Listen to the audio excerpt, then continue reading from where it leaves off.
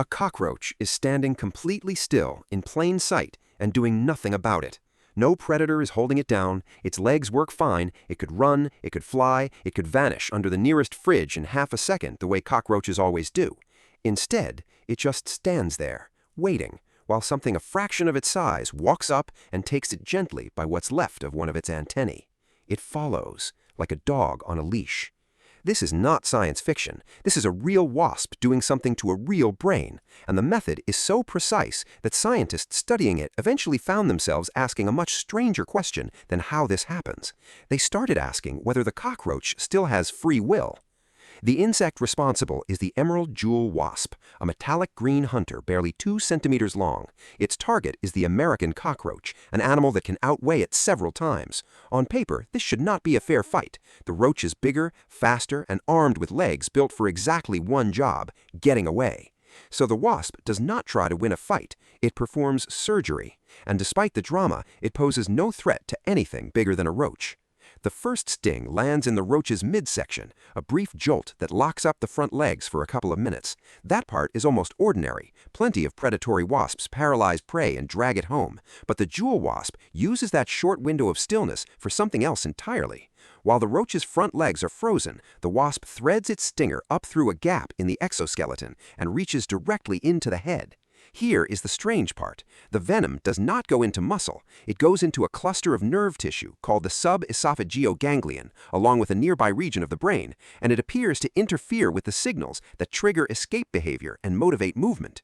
Researchers have found that this second sting does not paralyze the cockroach at all. Stung roaches can still right themselves if flipped over. They can still fly. Their leg muscles fire normally when tested. What disappears is something closer to willingness. One study described it as a roach that struggles to reach the decision to walk.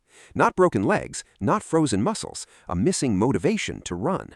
Researchers tested this by dropping stung roaches into water, which is normally a 5-alarm emergency for a cockroach. A healthy one thrashes and swims almost constantly, fighting to reach the edge. The stung ones kicked for a few seconds, then stopped, then started again, spending only a fraction of the time actually trying to escape.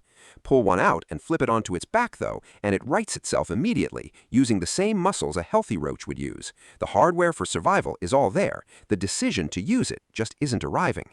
The wasp is not finished. It bites off the ends of both antennae and drinks the fluid that leaks out, refueling for what comes next. Then it grabs one of the antenna stumps and starts walking backward, and the roach matches its pace with a completely normal gait, as if nothing at all were wrong with it. In laboratory footage, this looks almost peaceful, a giant insect calmly escorting itself towards its own burial chamber. Once inside the burrow, the wasp lays a single small egg on the roach's leg and seals the entrance with debris. Then it leaves. And here is where the story gets even harder to sit with. The roach does not die right away. It stays there, alert, alive, breathing, for days.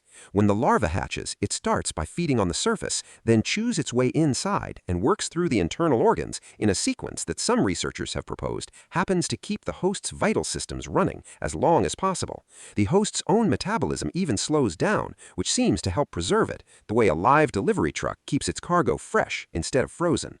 The cockroach, as far as anyone can tell, is not in agony the entire time in any way we'd recognize, but it is aware enough to groom itself, right itself, and walk when led. It simply never leaves because nothing inside it starts that particular walk. That single detail is why this species became such an unlikely subject for questions about free will in insects. Not the mysticism of the phrase, but the narrow biological one. What does it take physically to switch off the impulse to save your own life while leaving every other system fully online? The Emerald Jewel Wasp seems to have stumbled onto an exact switch millions of years before any neuroscientist went looking for it. We tend to think of mind control as something that belongs in movies, a villain with a syringe and a plan. This wasp doesn't have a plan. It has evolution's blind trial and error, refined over countless generations of trying to keep prey alive and cooperative long enough to feed a single larva. No malice, no strategy, just a sting that happens to land in exactly the few millimeters of nerve tissue. The cockroach walks into that burrow on its own legs, under its own power, one calm step after another. Nothing is forcing it forward except the absence of anything telling it to turn back.